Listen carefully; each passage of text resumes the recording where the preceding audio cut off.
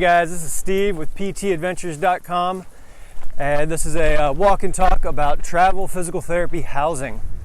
When you're looking for housing as a travel physical therapist, you've already taken your contract, you've signed on the dotted line, as they say, and you're ready to go to your new location. You basically have about 5 different options. I'm going to briefly talk about all of them. We have an ebook on our website, PTAdventures.com, that goes into more detail. It's a free book for whoever wants to download it. But for the sake of this video, we'll touch on pretty much all 5. So the first one is, the trendy, Instagram-worthy van life. So, the RV folks, the fifth wheel, the people living out of their vans.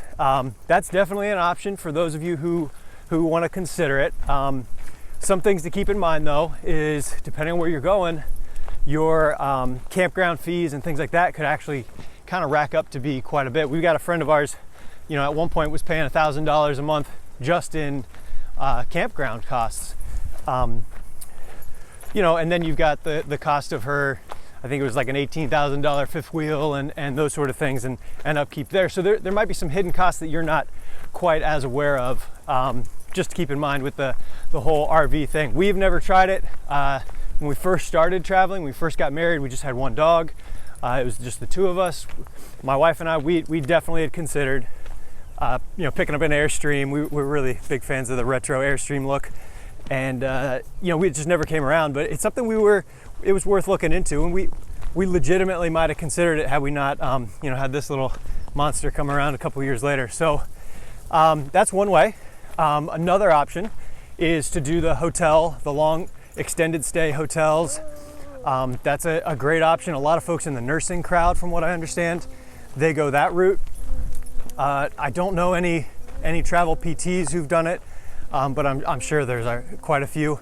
That's a good option if you don't want to carry around, kitchen gear and things like that. Another thing to consider with those is that oftentimes they don't have a full kitchen. They don't have, a lot of the amenities that you might need. Whoa, sorry, I'm walking dogs as well and yanking the leash around. They might not have a lot of amenities that you would need to live your normal life. So you'd be going out to eat a lot and things like that.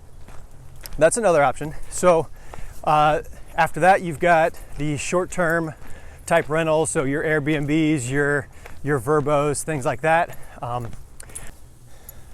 So there's a great article on our website that explains how to go from negotiating a short-term rental to a more longer-term Airbnb type rental for 3 months or longer. It's a guest post from a friend of ours. It's fantastic. So you got that option. Sometimes those start out looking like they're going to be more expensive, but depending on the negotiation, they can actually be quite beneficial. I wouldn't say lucrative. It's not quite the right word, but beneficial for you. Then the fourth option would be staying with family and friends, which we think is ideal. We've done this, I think, just once. We stayed with a friend of my wife's from college. We were able to save quite a bit of money, just paying for a room to rent instead of having to get a whole apartment or something like that. So definitely save some money. You're staying with some friends. You instantly know someone in the area, because if you're going to a new area, it's a little bit daunting for some folks. This is also a great idea for people who are just starting with physical therapy or starting with travel physical therapy, is to stay with family or friends. Go to some place where you know someone already. They can kind of show you around. It's all going to be new, especially for the first time traveler. So if you've got an instant community, a little support group, that can really make the difference on having a great experience with it. And then the other option is to go and find something on Craigslist, scrounge up something on your own. To be honest, this is what Ellen and I do all the time. We talk about our specific strategy on the ebook. I'll touch on it a little bit here, but mainly what we're going to do, oh goodness, that's a loud train. Mainly what we do is we find out certain areas that are near the things that we want to see. So we've got these 2 crazy dogs and this baby who just wants to be on the move all the time. So we're always looking for outdoor space. What I did when we found this location is I found Vallejo, California, because that was our territory as home health physical therapists. And I went on to Google Maps and I looked at the area and found as many green spaces as I possibly could. And where I'm at right now happens to be a state park, which is less than a quarter mile from our house. And then from there, we went to Craigslist and did the map search, which is an awesome tool to utilize through Craigslist. So, we went on there, did the map search, and found all the available areas close to this spot. Sure enough, we happened to find a spot just over here on the hill that allowed 2 big dogs, and it's just been an absolute blessing. Able to walk the dogs here on trail. It's not a technical trail. It's a little gravel trail, but it's better than nothing. Are you singing? Yeah. So you're getting serenaded by Kinley in the background here. Yeah, and then with the Craigslist, we get a lot of questions about what do you do about furnishing. So, we're kind of handy. We like to do the furniture flipping, as they say.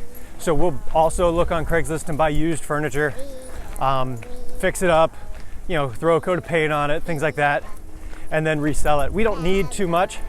We actually travel with a mattress it's a camping mattress, and it's probably the most comfortable thing in the whole world.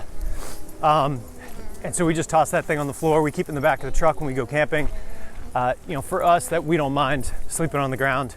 They say it's good for the hips and the back anyways. So yeah, that's sort of our main strategy. So you've got the 5 options. You got the RV, you got the short-term rentals, you got family and friends, you got the hotels, and then you've got finding it yourself on Craigslist. If there's any other questions, any more specific questions, reach out to us, either comment below or find us at PTAdventures.com. I can also be found on Instagram, sstockpt. My wife is estockpt. And yeah, just be in touch and let us know what else we can, what other questions we can answer. We're getting some good responses from these videos, so hopefully we're gonna keep turning them out and getting good response. Anyways, thanks a lot, guys.